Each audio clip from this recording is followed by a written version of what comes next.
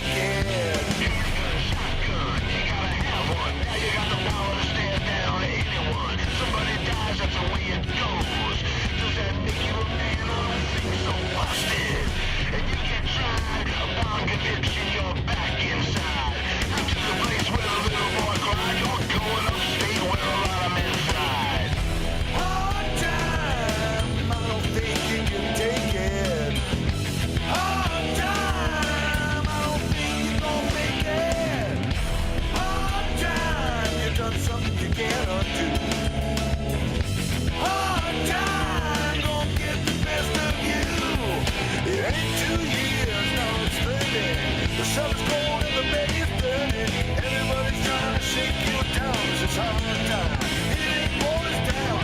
Murderers and thieves in the federal direction. Take a look around, you got a whole collection of badness. Every shape and size, it's hard time. You better get wise. Your life belongs to the man. He'll have you anytime he can. In a 10 by 10, you spend your life. No kids, no wife. Just 21 with 30 to do. You'll be over 50 when your time is through. Now wake up, little boy, and just go home and leave that bottom of your load. Hard time, I don't think you can take it. Hard time, I don't think you're gonna make it. Hard time, you done something you can't undo. Hard time, gonna get the best of you.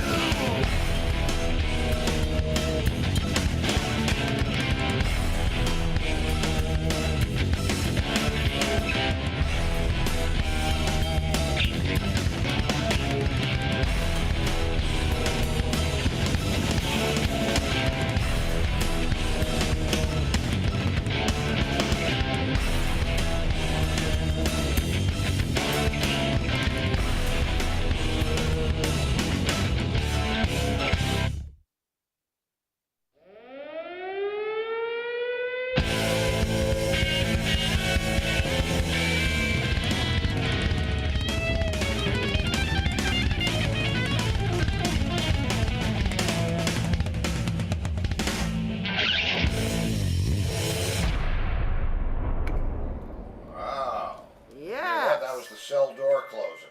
Yes. Hard time. That sound at the end. Oh, can't hear you. Yes, you can. No, it's kind of low. What is? Oh, maybe my speaker. Nah. Well, too many buttons. Not enough time. Should be. Too many buttons, not enough time? Yeah. How many times did I record that song? I don't know, but that was about, That Prison, people. Prison, yeah, hard time. Hard times. I don't think you can take it. Oh, where? Well, no, you see. It's about a little boy. He went astray. He took the money. No, the money wasn't his. He took it anyway. The old judge just put him away. Said, juvenile home is where you're going to stay. Inside, he made a bad connection. Headed off in the wrong direction. The wrong direction. The home ain't about rehabilitation. It's where you get a criminal education. Hard times. I don't think you can take it. Hard times. I don't think you're going to make it. You done something you can't undo. Gonna get the best of you. It's fun writing stuff like that. In fact, I wrote that for T.M. Stevens. Do you remember that in 80 whatever it was? Do you recall that? You? I remember you writing it. I don't remember who you wrote it for. Well, I was seeing T.M. at China Club, and I thought he would, you know, the way I had it back then with the and it's funny because if I were to play you some of the other versions of that song, I don't think it was 85. I think it was probably more like 90, between 91 and 2. And again, samplers had just happened. And you remember the Stacy Q song, I need you. Yeah. Well, that's just, the whole phrase is on one key. Right? It's, I need you. And if you just, I need you, and that's what they did. So now that I've blown the top off of that, you thought you was going, Actually, it was. Actually, I tried to forget that song. I don't know how I even remember that. So, Stacy Q. What was the name of that song again? I guess I need you. Okay, so let's see what else. Oh, exciting! Brad Brad's got a day off today, so we're sending out our best thoughts to Brad. He's doing something that needs to be done, and we'll be back with him shortly. But in the meantime, look what we got. Look what we've got. Wow, did you do that graphic, Steve? No. What are all those spiders? I don't know. I thought they were stars. Well, okay. Okay, well, At least we know you have spiders for when the Ox stuff comes out. yeah. Oxzoomed. Okay. Speaking of Oxzoomed, it's amazing. I was still experiencing a learning curve with transferring the DATs. And I won't go into the tech stuff because it's kind of stupid, but especially the way I went around it. But the good news is now I'm listening to show after show after show. So I've done, I think, 20 shows so far. I did Synergy. Oh, really? Okay. Well, people have questions for you too. All right. What are the questions? You did Synergy. I did Synergy. I did House of Blues. L.A. I did L.A. Gators. I did. I can't even picture all the names of them all now, but lots of them. I did the Magic Bag. I did. That's in Detroit, kitty. Yeah, Magic Where it Bag. was. It's Okay, not- you want to hear what the people are saying? Certainly. Robert D. says he saw Rat Race Choir at CBGB's and was shocked you had a Yamaha CS80 on stage. And a CP70B, if you recall. So that's not drums, though, right? No, that's not. Well, no, he meant the band had it on stage. Oh. That was the CSA. I mean, we bought that because of Eddie Jobson and UK. I mean, that was the sound, and yeah. Okay, and he also says, interesting, another local New York band, Mother Flag and Country, released a song called Hard Times also. But that was probably about hard times. In other words, Yeah. rough days. This is about going to frickin' jail. This is about don't be an asshole, stay home. And Tim wants to know if it's from 103. 103. Is that a Hard tour? Time? Yeah. Originally, well, yeah, that was yeah. It was It's on 103, 103. Yes, it's on 103, 103, Tim. And he finally got it right. Yeah, it's on 103, 103. And Oh, thank you, Lori. Olympic stars for you. Okay, where's Angus? We're waiting for old Angus to queue Dr. up. Clockus. Dr. Clockus. Oh, that's why Yes. Angus isn't here, because Clockus is coming. Clockus. So as I said, Yes. What? Did JEB play Cubbies in Chicago? Yes, we yes, did. Yes, they did, Pat Romano. The Cubby Bear, sure. The Cubby Bear. And it was so weird because it was like right across the street from the stadium. Is that the place where we played on your birthday? Yeah. Yeah. This was this is the cool part of cell phones. Thank you, Pat. Thank you, Pat. Thank you, Pat.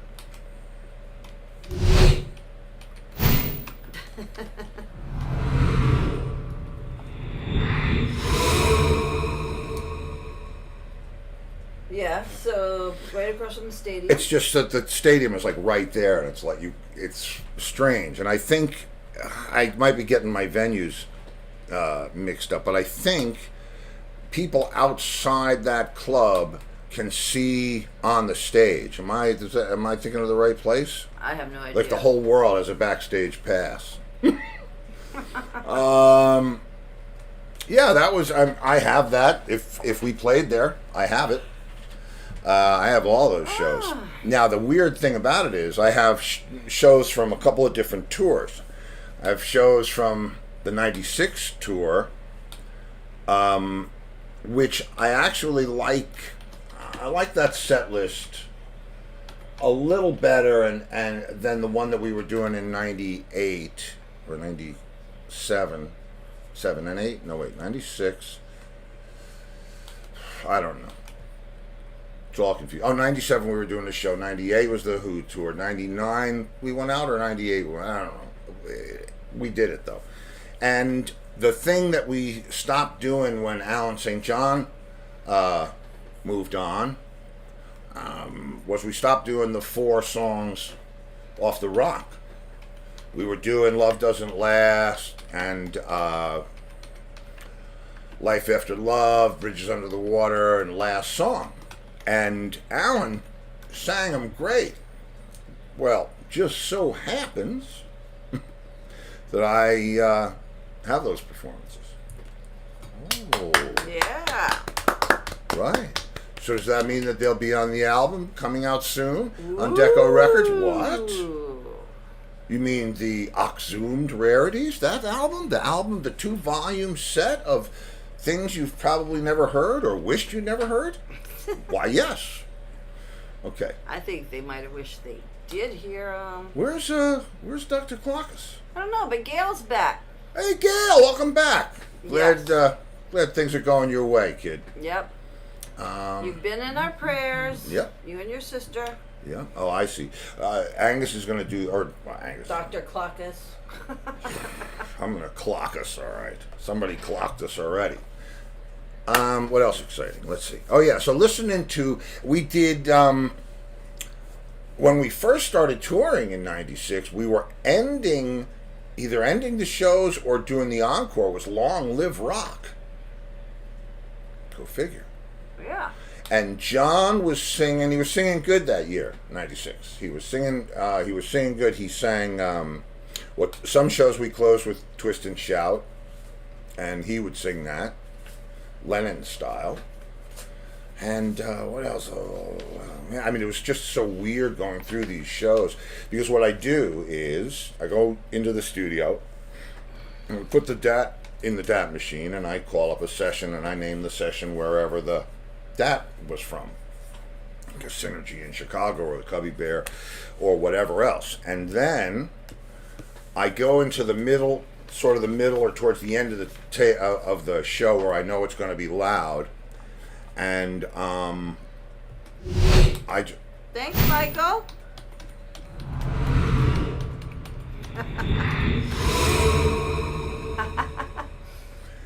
and I set the levels because the meters. You see the meters that go up and down.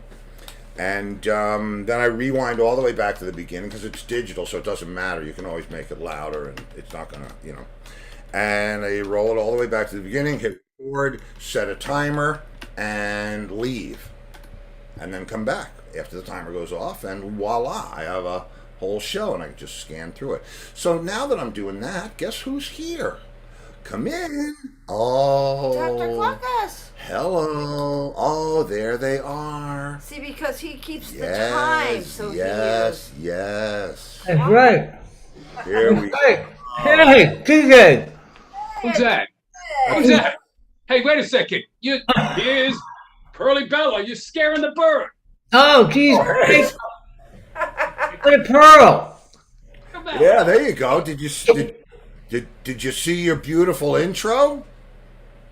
Oh, No, I didn't. Oh. Oh, look at that. Oh, huh? Yeah. Yeah, I like that. Wow. So how you guys been this week? We've been good. We've been Oh, good. good. How about you? Yeah. A little crazy in the world, but everything is good in Key West and everything, just got to stay positive and hope for the best. Just How keep lo- your eyes looking south. That's all. How long Yeah. have you been down there? How long have you been down there for? I moved down here. It's interesting. We're allowed to say this now. I moved down here around the turn of the century. I moved down at the very end of '99, What? Okay. mid-November. Nice. I was here for 10, 11 years, and then I moved away, but I come back about 2 months out of the year. But I've been down here solid, hiding out for 2 years now. Wow. So you know everybody down there then? I don't know. Well, I know a few people. Yeah. Hey, you know what? That counts. I mean, we're Well, yeah, I got a whole bunch of questions for you, but you know, after we get through this crazy couple of shows, and thanks for doing double duty this week, man. Yeah. Oh, you're welcome. Yeah. But I think it's going to be very well. Listen, I know. It's interesting. People will pick up drumsticks and they'll hit drums and they'll think, "Oh, I can do that." And they don't realize all the nuance that it takes to actually do it and to do it well and so on and so forth. And I think that goes for any portion, certainly any portion of music or any part of music. What I didn't realize until years after I started is how important the setup of the drums or the guitar or the stage or everything else, if it's not mechanically right, you can't fly. So that's what I think is cool about what we're talking about. Okay, the people are having a debate here. Oh, we're having a debate, Okay. yes? They wanted to know the chronological order of guitar players for the John Entwistle Band, and they thought Mark Hitt was one, but Godfrey was really the only guitar player for the John Entwistle Band. Yeah, Mark yeah, Adams for the was for the rock. yeah, and yeah. Mark Well, no, Hitt. but see, the rock was the first John Entwistle band. Okay, so Mark Mark Adams Adams, was not in the Mark John Entwistle Adams Band. was the first. Mark Adams / Devin Powers was the first guitar player in the John Entwistle band. Yeah, Devin Powers, and then Right. Godfrey Mark played with Rat Race. with Rat Race on the tour that we did in '87, John Entwistle and Rat Race Choir. Right. That cool. was Mark playing on that. And then, of course, we played a couple shows over the years with him, but Mark was never in the Entwistle band. No. So, anyway. So there you go. So, Steve, how long were you with John? 15 years. 15 years. Long time. Yeah, and let me tell you what, that also gave me an appreciation. You know, he had a guitar collection that just would have toasted your bun. But the thing was, it wasn't just a vanity collection. He really knew he was smart about it. And he had, rest in peace, Alan Rogan, who was Pete's, set up Pete's guitars, would come to the house a couple times a year and set up 300, 400 guitars. And it was, stay for a couple of weeks or whatever. A great guy. Now owns Trace Elliott. Now owns Ashdown. So Oh, thanks, Trace El- Shark. I'm sorry, Trace Elliott owns who? no. The guy that used to. I'm getting it confused. Alan Rogan used to come there to set up John's guitar. He was Pete's former roadie. Guitar Tech? Yeah, guitar tech. You But know, a lot more than that because he did all the setups and all that cool stuff that you do. I got to tell you, when I was a little kid, maybe 12 or, and I would read about Les Paul making a record cutting machine out of a 48 flywheel for Bing Crosby and Chet Atkins, and of course Django, but the designing of Chet Atkins and Paul Bigsby, all these, but John Entwistle was always up there because of his incredible guitar collection. I used to just look at pictures of his collection and some of the magazines, and he had an incredible collection. Yeah, He was you consider that I consider myself a guardian of guitars. You become addicted to it or whatever. It's such a love. You become a guardian, and part of tonight's talk is an interesting subject matter on being a guardian of guitars. But John had such an incredible collection. Yeah, is that a penguin? It's a Is that costume. a white No. falcon? That's the White Falcon. That's their top of the line. John had that in black. Oh, we did. Yeah. Wow. So You that's remember when that came to the house? Nah, she's not paying attention. Anyway, carry on. hey, Angus, put that picture up again. Which one? The second one. That one. I got it up. So It's up. I've been so very lucky, and I always think of my late friend Eric Udell. He played with the Blues Brothers and great bass player. And we were talking once, and he said, when you're younger, you gotta go and see your heroes. You gotta go and hang around. You gotta go meet them. And I was so lucky that I knew how to do that. And I met so many wonderful people. So I'm at a NAMM show, and it's around the turn of the century, a little after, and I'm at the Fender booth, and Fender is distributing Gretch, because Gretch was started in 1883, and it was sold to the Baldwin Company in '67, and the workmanship got really, really bad, and Chet Atkins left Gretch because he didn't like the workmanship. They moved from Brooklyn to Arkansas. Wait, whoa! I gotta stop you there. I only know. I mean, I know Chet as a guitar player, right? But I also know that I think it was George Harrison played at Chet Atkins, right? Yeah. The Gretch, but I didn't know that Chet Atkins worked for or with Gretch. Oh, he designed that guitar. Well, that makes sense to me now, 15 years later. So I go to I'm at the NAMP show. I'm at Fender. So Gretch sells to Baldwin in '67. Baldwin moves to Arkansas, and none of their artisans moved with them. So now they're trying to get cheap labor, and they get people to build that are, don't know how to build guitars, building guitars. And the workmanship quality got so bad, Chet left, and then Chet signed with Gibson in like 1980 to design another guitar. But the reason Gretch was one of the biggest guitar companies in the 50s. I think they were outselling Gibson and Fender because of Chet Atkins, Dwayne Eddy, and then George Harrison. And what was the double anniversary, Gretch? Oh, that was an anniversary model with 2 pickups. Okay. Double anniversary. Single anniversary was 1 pickup. So now I'm at the NAMM show, and I'm looking at all these Gretches, and I have my cool, I wish I still had it, it would have been perfect for tonight.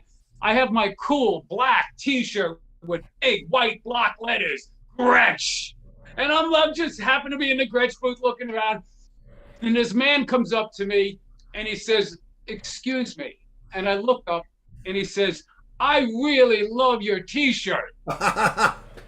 Steve, I look at his name tag, Fred Gretch. It was Mr. Gretch. It was Fred Gretch.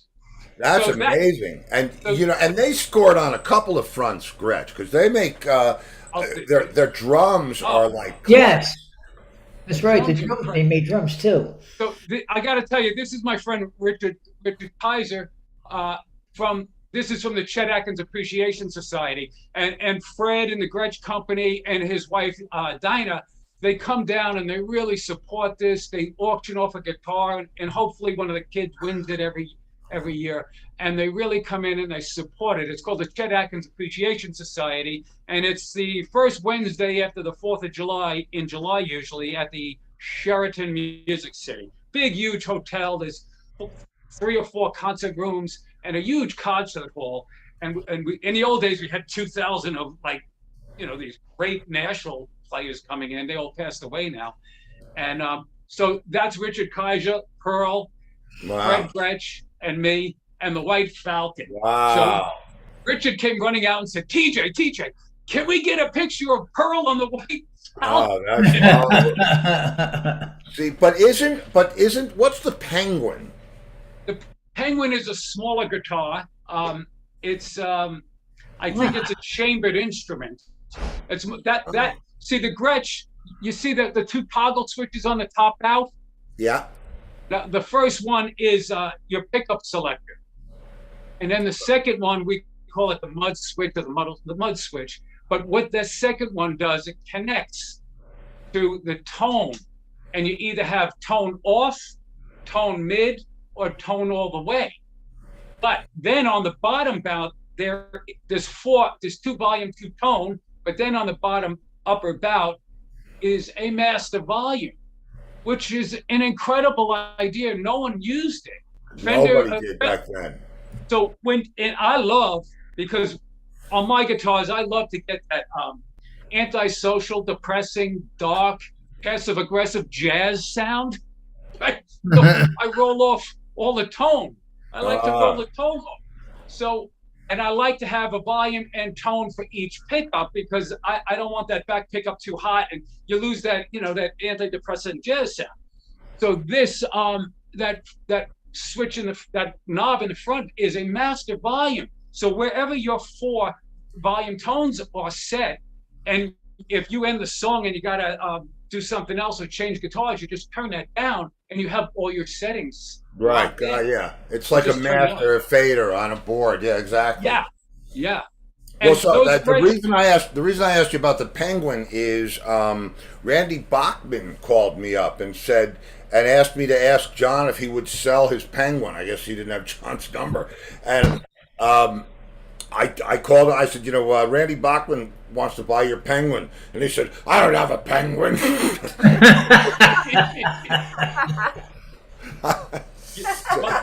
but Anyway.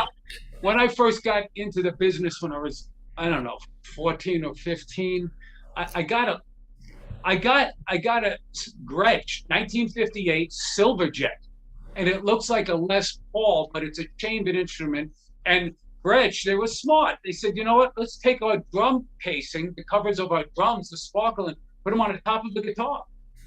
So it was a mahogany chambered instrument with 2 pickups, and it was a Les Paul style, and it was an incredible guitar. And I'm like, I don't want this. I want a Les Paul. So I'm like 15. I trade it. I sell it. I trade it, and I make $50 on top of the deal, and I'm happy as a pig in mud. I get a Gibson Les Paul, and that particular guitar goes for 25 grand now. It just blew away the value of the Les Paul because it was a special edition guitar. Yeah. So back years ago, when the market was at the highest around 2003, I think it was, that guitar was like 20 grand or something. I remember when they did that with the sparkling finish, a red sparkle is what I think I remember. Yeah, they had all different. They had. Why not? We might as well Taco Bell it. You know what I mean? And a lot of those Gretches, they used a 3-ply maple top. It's a veneered together, glued together, and a lot of companies use the 5-ply, but the 3-ply was probably more resonant and gave it that unique Gretch sound. Yeah, it's great. So what are we learning today? Here we go. Well, I was very lucky on those White Falcons. They have the Filtertron, and the Filtertron and I was so lucky. I got to hang out a number of times with Ray Butts, who invented the humbucker pickup. Now they say Seth Lover invented it in 58, 57, but there's actually pictures of Chet Atkins, because Chet became really good friends with Ray, because Scotty Moore and Chet, they were using Ray's echophonic amp, the echophonic amp. It was an incredible amp.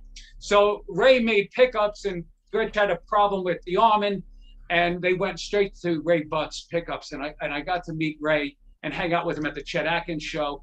And then, he passed away years ago, but his daughter, Kathy, runs his estate, and it's a beautiful.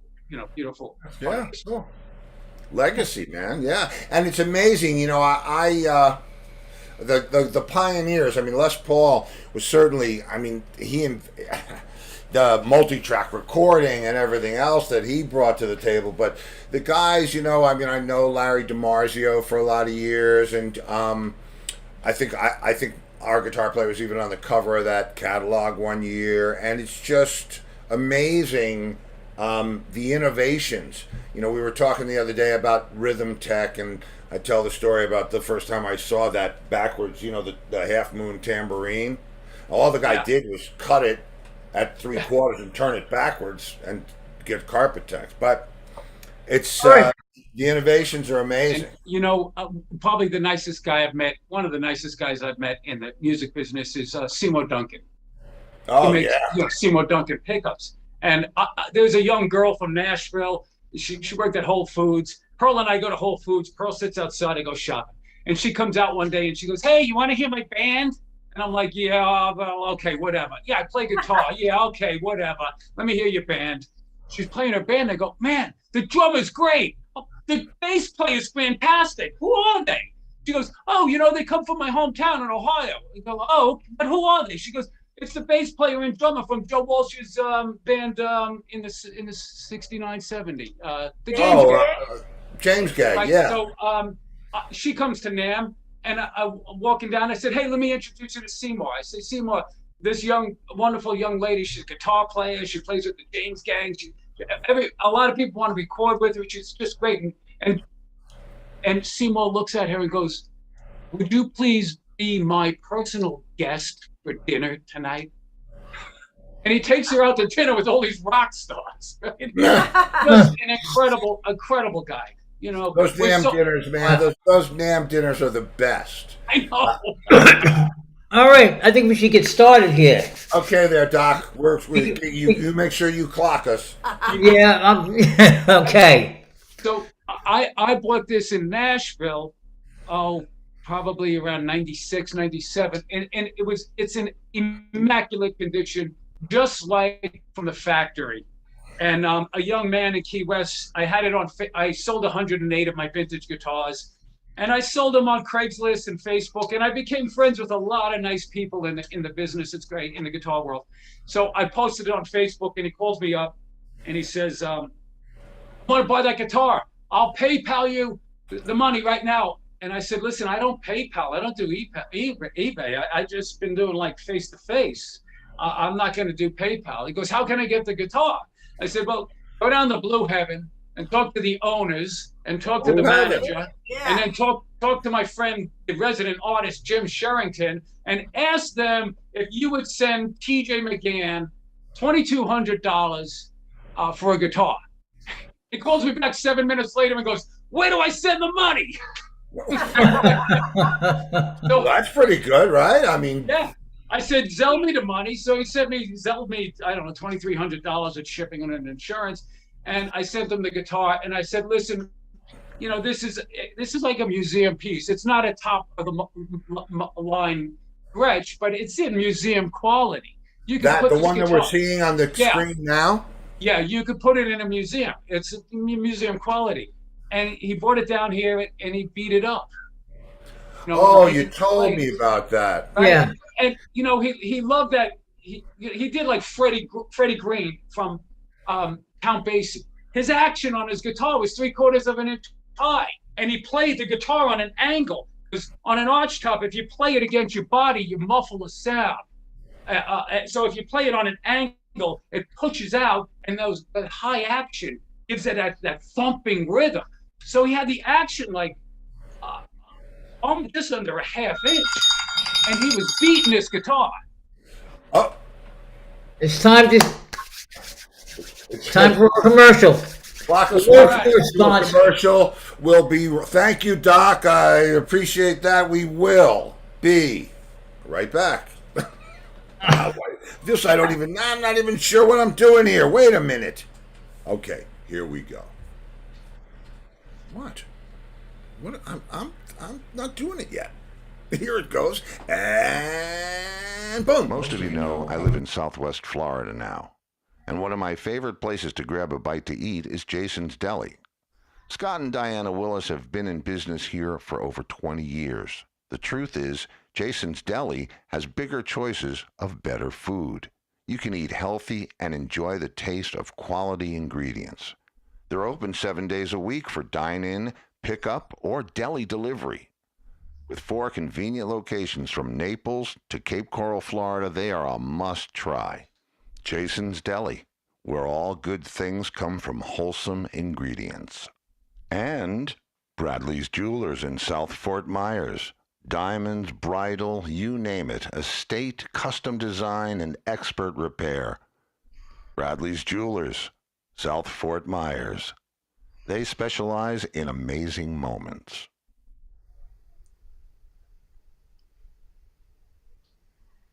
Yes.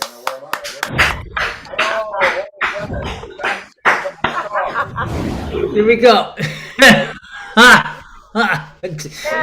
we went to Steve. Blue Heaven. Now I'm starving. Hey, Angus, Yes. look at this. This is a hand massager. Oh, look at that thing. It's for your hand only, Angus. Okay.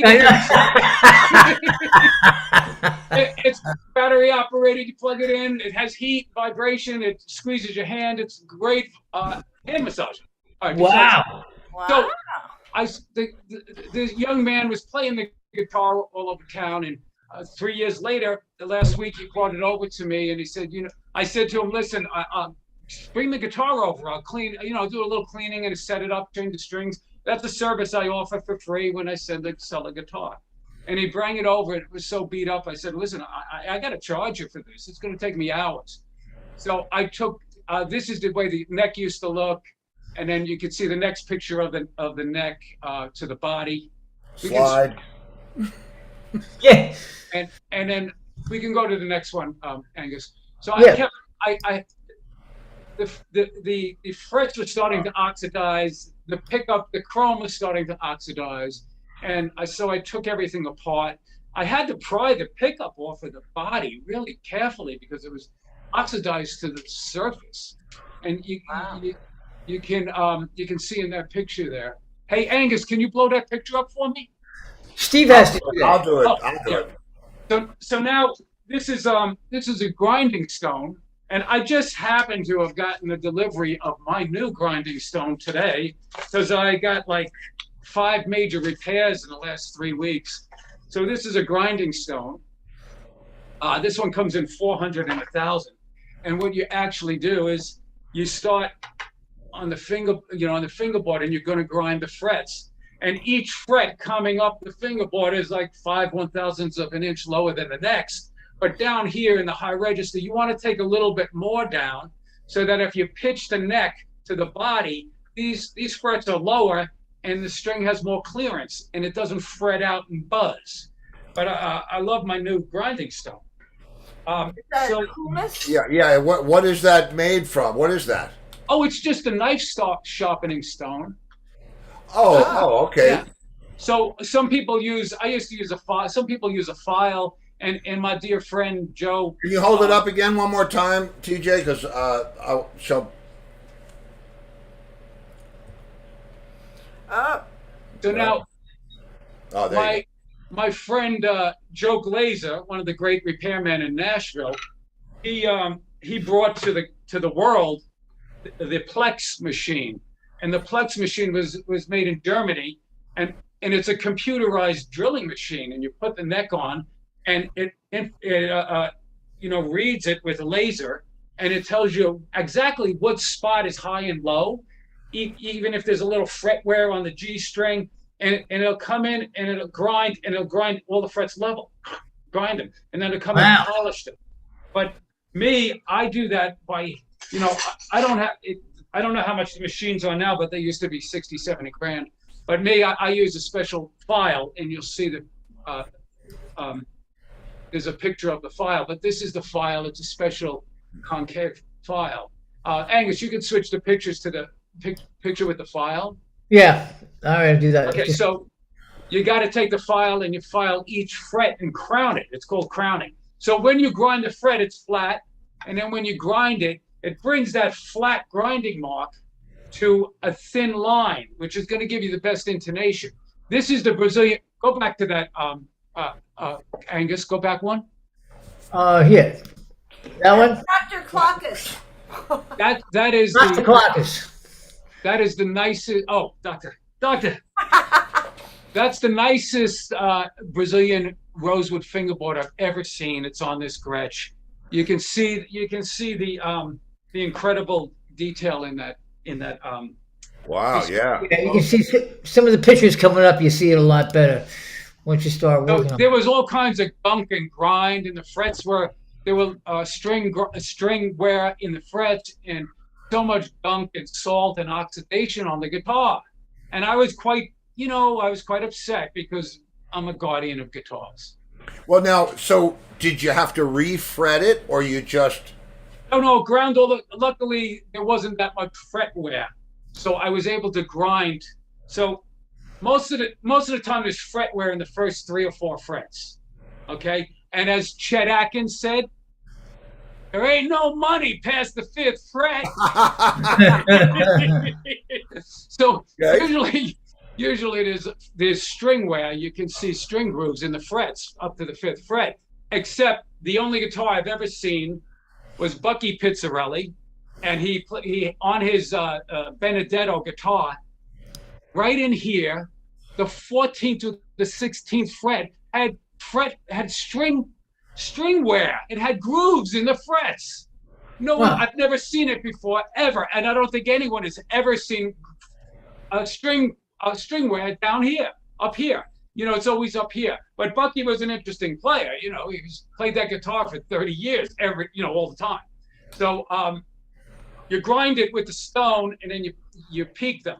So you have to find the lowest spot, and you don't want the upper register frets low, because if they're low and you fret it here, this fret is going to be higher, and it's going to buzz. So you got to start high, low, little lower, little lower, little lower, little lower, and then much lower in here. So you can bring the action down and play it with a low action.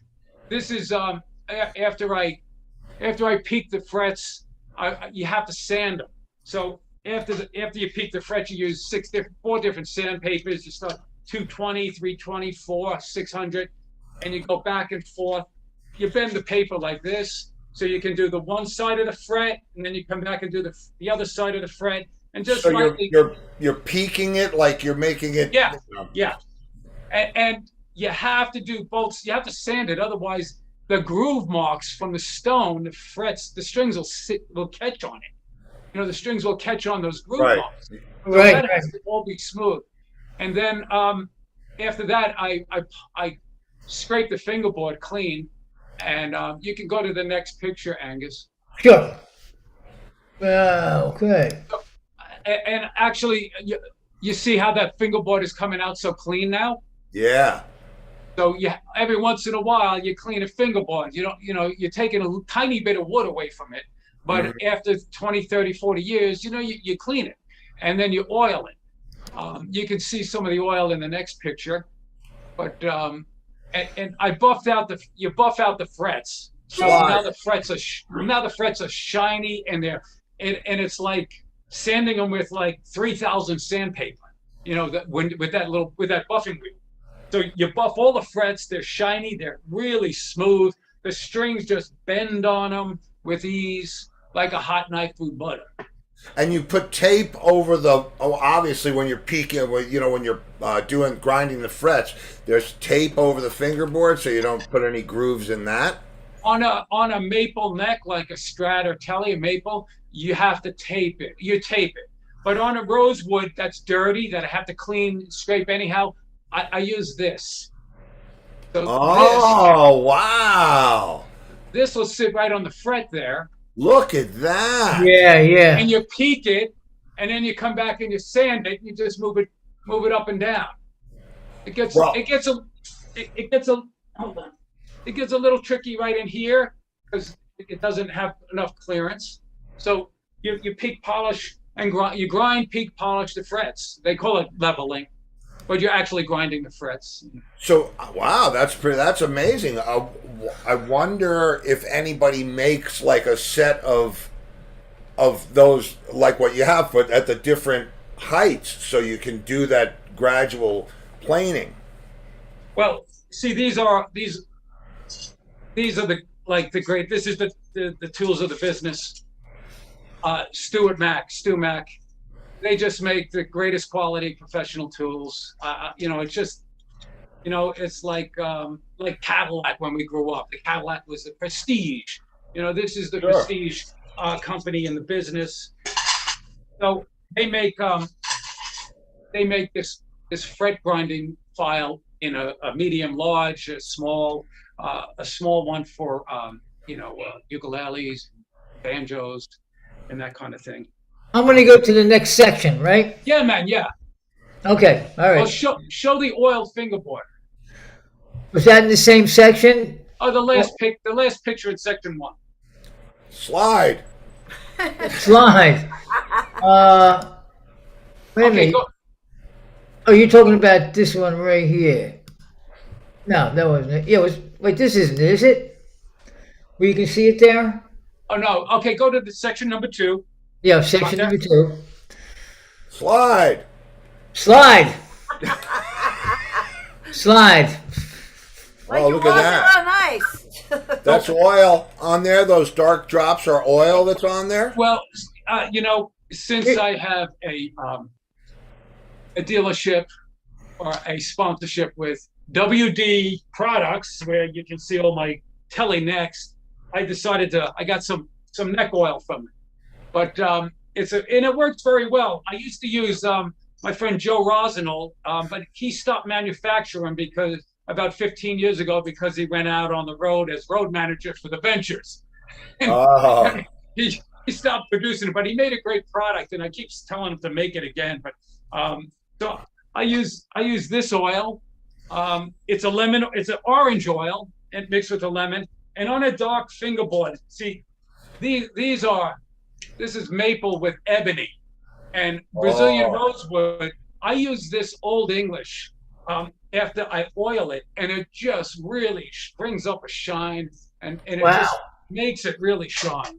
Angus said he wants you to send him some of the oil and the hand machine.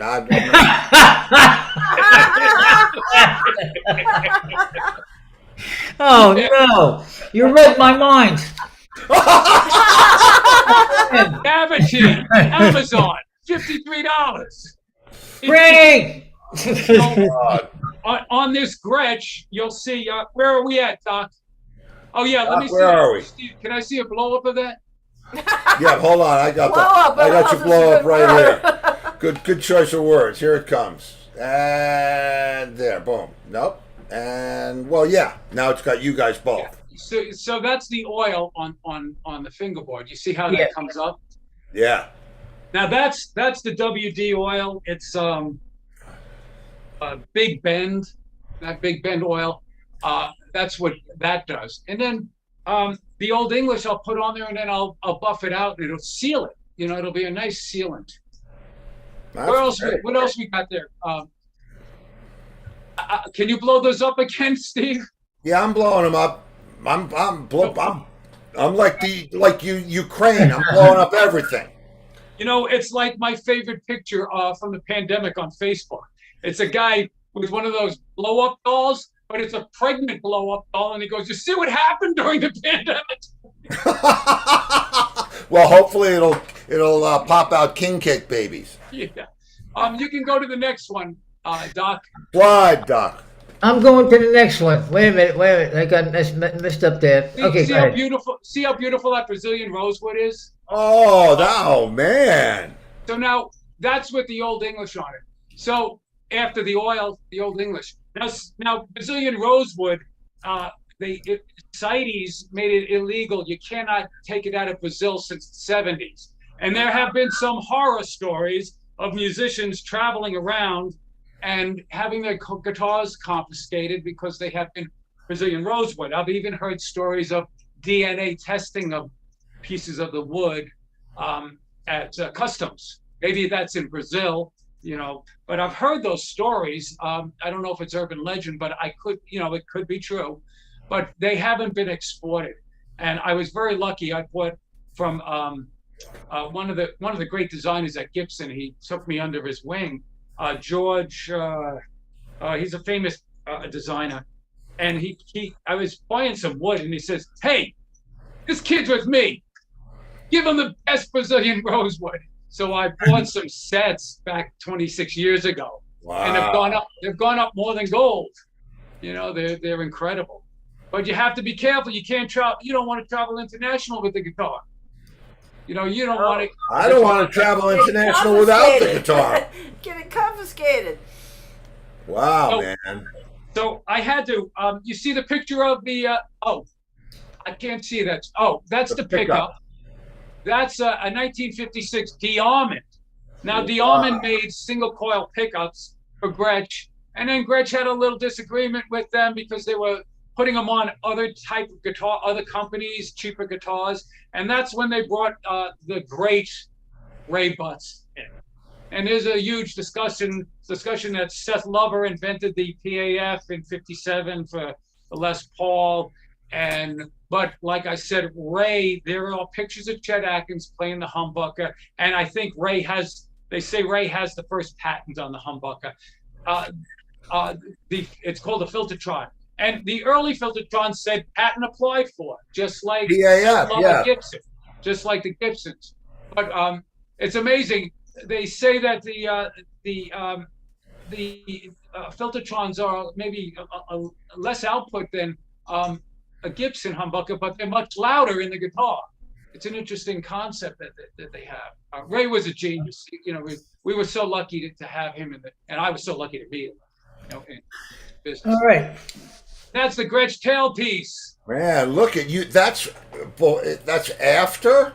That's after, yeah. That's after. Wow. Clean up everything, you know. Go to the next picture, Doc. Blow it up, Steve. Yeah, so now I'm getting ready to put the pickup. The blue tape is a special painter's tape, and it doesn't mess up the finish, but that's where the bridge was sitting. So that's where the approximate intonation of the guitar is. And there's the Diamond pickup going back in. And you see all the grime and dirt I got off that pickup? Yeah. So I cleaned the pickup. You know, you never spray Windex on the guitar. My friend Vinny Bell gave me one of his Dan Electro guitar necks, and I sprayed it, and the damn decal came half off. Oh, jeez. So now I could say that Vinny gave it to me, and Vinny messed it up.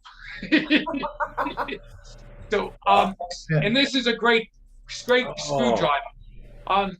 Blow that up, Steve. I'm blowing. Come on. I can't see the picture.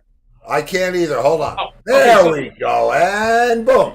Yeah. Boom. So this is an incredible a tool, because it's got, when you have those pickup rings, you can't find the right screwdriver. It's either too small, it's always too big. This one's perfect. You pull the tip out and it's a slotted, Phillips slotted, right? You pull that hole out and it's a bigger set. It's a bigger slotted and a bigger Phillips. They saved the day. I think it's maybe the third most important tool for Is that it? No, that's not it. No, it's probably the third most important tool for guitar repair. You know what the first one is, Steve? What's that? A router? Put it on the tuning machine. Oh, that's very funny. I do that on my snare drum. Yeah. It's an anti-carpal. It's an anti-carpal tunnel gun. Exactly. Yeah. I don't know why I didn't even recognize that. And probably the second greatest guitar repair tool is the single-edge razor blade. Right. Oh, What's that? that's set me to 750. 750. Yeah, Oh man. Oh, let me. Okay. You want me to wrap this up in 3 minutes? If you can, sure. Okay. So let me see the picture of the nut. All right, let me go up. Let me go get the nut up for us. Wait a minute. I have to go through them. There's that. Show us your nut. So yeah, go back to that. Yeah, that's the tuning machines. My friend, the kid, was playing the guitar so hard that all the screws became stripped and loose, and the tuning machines were just, they were loose. So I had to put wood dowels in there, and then reset the screws. Wow. Picture. Let's go to the next picture, Angus. That's the bone nut. Okay, so I wanted to keep the original nut because it's a 1956.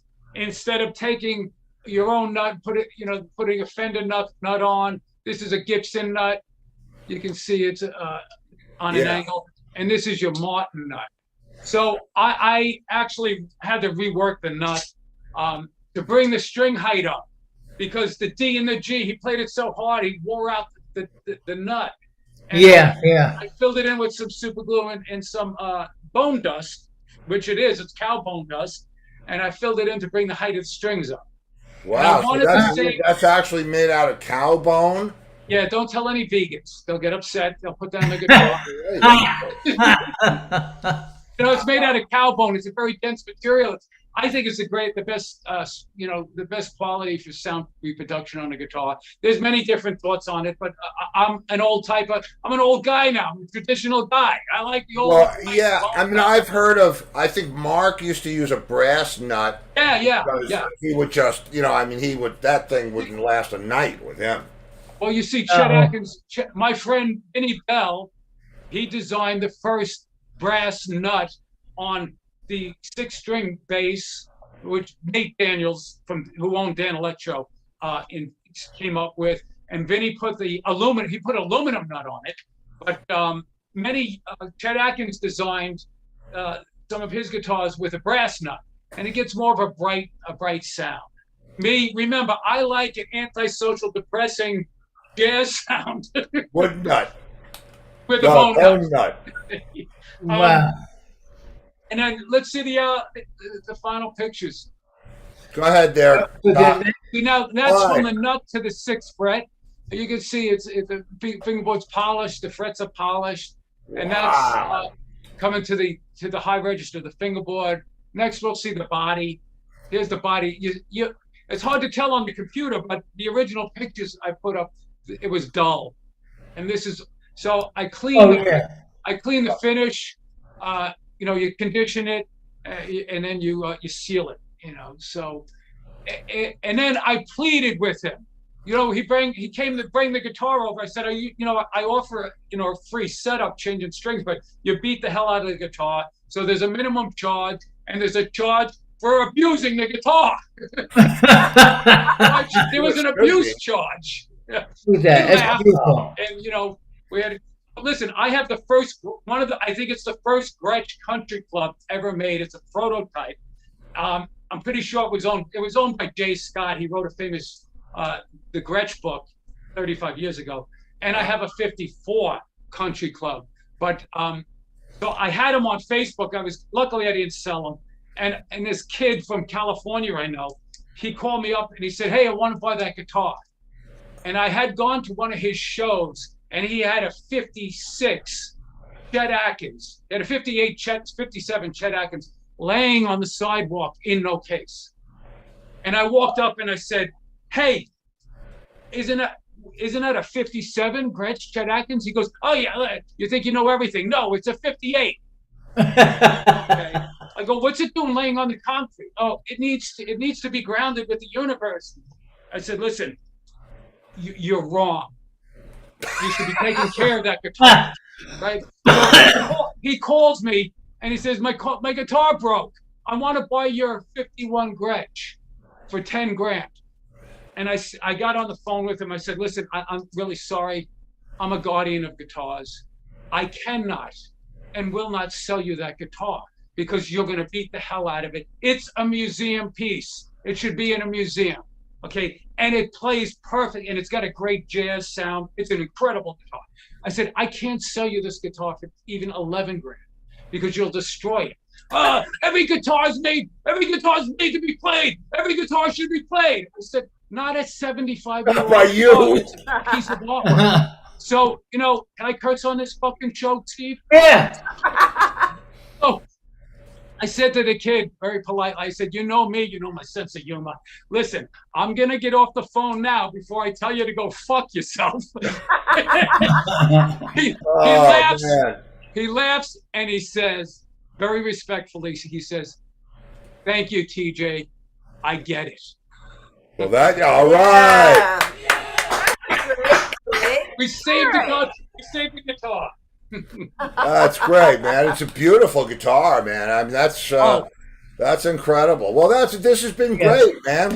We've had a great time. That's very cool. And our friend Carrie wants that guitar. Carrie wants it? Yeah, she said she fell in love with it. So tell her to come down and get it. What's she gonna do with it?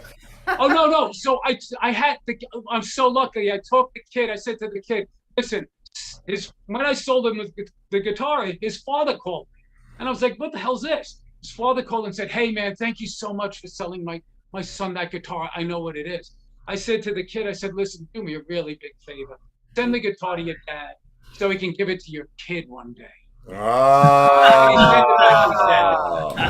So thank you, Conrad. I like it. That's great. Early girl. So are we done, or we got to? Yeah, you're free to go. We'll and thank you very much. We'll see you Wednesday. Whoa, Wednesday? Why? What's Wednesday? Wednesday is this. The Key West Sunset Report. Yeah. I can't wait. I'm gonna go find Angus. I'll be back. Yeah, go Okay. find Angus, and we'll let everybody get on their way. I'll see you later, TJ. Angus, Thank you, sir. Okay. I'll talk to you later. Bye, I'll guys. talk- See you Wednesday. That was great. Thanks, TJ. TJ. Check you soon, brother. Okay, man. Have a great night. All right, you too.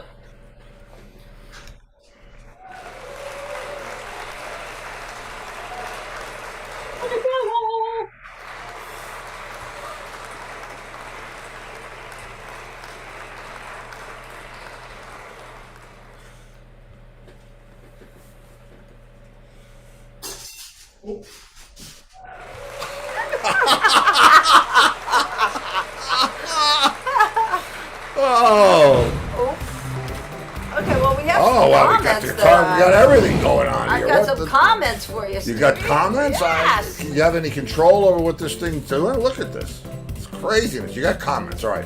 Let's Yes. have comments. And Okay. thank you. There we go. Okay. So- And, yes. Paul Cooper's in the house. And he Coop said in he the house. remembers chatting with Giuliano in White Plains, such an interesting guy. East Post Road, man. I told him I had a wood snare drum that I just couldn't get to sound right. He told me to bring it to him. He'd fix it. I never did, but I bet he would have been able to. He was great. He used to work on Mars guitars. He's worked on, in fact, wow. Well, yeah, Steve, you were the only drummer's picture he had in that shop. that's right. Remember? Yes, Okay, I so do. Richard Wing says my Michael Kelly Custom Series Patriot arrived today, and it's very nice. And I asked him what color it was, and he told me, and I looked it up, and wait till you see that.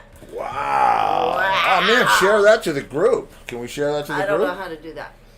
That's nice. So that's That's like very a nice. that's a gradient cobalt to Well, let's see. blonde. Is that what Well, it is? this is what he says it is. It's a cream white that Cream. fades into blue, a quilted maple top on a mahogany body, Les Paul style with Seymour Duncan pickups and a through neck. Beautiful tones. Wow, man, that must sound mahogany body, and it's a neck through. What's the neck made out of? I don't know. He did not say that. Well, Now, There's Sulicite's ghosts in here husband, somewhere. ex-husband, used to do what TJ does. And she said he apprenticed with someone in California, then returned to Long Island with knowledge. He also did refinishing. Then many years later, he did vintage drums. He knew his shit. you got to know your shit. Gotta know it. Well, you know, I didn't go down that road, the vintage road. It was funny because Entwistle used to say, if you asked him what his favorite bass was, he would tell you the one I'm playing tonight. And I think that's how it was for me. I wasn't a traditionalist. I think the only thing I do is play with a traditional grip. And so I stopped using wooden drums in 71 and didn't play them again until, I don't know, 2010, 2012, whenever I started. So anyway. So Angus, hey, Hey, welcome. Angus, How are things in hey! the ship? I'm back. I am back. Who do we have tomorrow night, Angus? Okay. All right. We got a good week coming up. Thank you to TJ for That's great, man. That getting was us some great. guests for this week. Yeah. And all right, and for Tuesday we have Del Casher. He is the inventor of the wah-wah pedal. He works for Vox. Wow. Del, Man, I don't see his name. Casher. Casher. Casher. Like ER. ER, yes. Del Casher. And he invented the wah-wah. Oh, look at that. A national, man. This is just crazy town. Wow. He did not invent the wah-wah store, but the wah-wah box. Yeah, the ball. Yeah. Yeah, not the wah-wah store. Wawa store. What does he make? Great coffee. Yeah. Today, what do we have? The Key West. report. That's right. Oh no, that we don't have that anymore. We don't have that anymore? Well, no, we do, but not this Wednesday. Oh, we do, yeah, but Not this Wednesday. part of it is the Key West report, isn't it? That's right. That's right. Then we move on to Thursday, and we have Gina Mandelo. She is an artist management. Okay, she handles this guy right here, Tommy. Wow, I can't even pronounce his name. I know those guys. I know that the other guy. Play that. Who's the other guy? I can't figure out who the other guy is. Oh God, I know that guy. I played with him. Uh, You know what? We'll find out on Thursday. Manuel. Tommy Manuel. Yeah, Tommy Manuel. Yeah. He's the last one. But she should be good. Very friendly. Very nice. And thank you. She's artist management. Yes. All right. Yes. She's coming on Thursday. And of course, Friday, we have, of course, Free for all. Yeah, Friday. for all. Still safe for Lori there. Yeah, and tomorrow is actually Mardi Gras Day. Yes, tomorrow, Fat Tuesday. Fat We're not, you know, Tuesday. I don't know if Del celebrates or not, but that's okay. You know, we'll. That's all right. That's all right. Somebody go back to this, and that's it. That's it. That's great. Very Another good. week begins with the glory of TJ and Pearl. You know, come on. That's right. Actually, it's TJ week. It sure is. I think I can take a vacation now. I'll drive over the bridge to Sanibel. I have a good joke. I'll save it for next week because it's running late. Whoa! You're gonna save it till next week? Yes, it's 8:03 already. Okay. Right, we have till 8:05 tonight. We have till 8:05 tonight. Okay. All right. So the state trooper sitting on the side of the street. He's trying to catch speeders. His car goes by. It's doing 22 miles an hour. He's like, wait a minute. That's just as dangerous if a speeder does. I mean, all right. He pulls over the car. As he's walking up to the car, he sees there's 5 old ladies in the car. There's 2 in the front and 3 in the back. And he walks up to the car and he sees the ladies in the back are like freaked out. They're all white as a ghost, like they saw a ghost or something. They're all scared looking. And he says to the driver, she's like, why did you pull me over, officer? I wasn't speeding. And he says, no, you were doing under the speed limit. She says, no, I hate to correct you, but I was doing 22 miles an hour, which is what the sign said. And he says, I'm sorry, but you're on Route 22. That's not the speed limit. And she goes, oh, I'm so sorry. She goes, all right, I'll bring it up to the speed limit. He says, wait a minute. What's happening with the ladies in the back? Why are they all scared looking? She goes, oh, we just got off Route 119. Okay. Very nice. Very nice. People are saying good night, Steve. All right. All right, that's it from me. I'm done. Very good. Have a good one. Good night. All right. Yes, Take thanks. care, Bye, bud. Lori. See you, Steve. Goodbye, Bye. everybody. Children of the Lawn. See you later. Children of the lawn. Well, there you go. right. Another Monday. Another Monday. So yes, I hope the children of the lawn enjoyed themselves. Yeah, I hope you did. I mean, it's, you know, the interesting thing about the no, not that. Don't do that. No. The interesting thing about what TJ does is it's the better musician you are, the more you need that precision and it's an art form. I've seen those guys. I've seen Giuliano. I've hung out there for hours just watching him do it, not knowing what he's doing, and but incredible art form. So all of the art isn't always on the stage, but hopefully some of it is. So on that happy note, tomorrow night we have Del Casher, who invented the Wah-Wah box. Yes. And you know, Barry White made him rich, yes. And that's it? That's it. Okay, well, I'll see you out there. And don't forget, if I don't see you in the future, I'll see you in the pasture. Good night, everybody.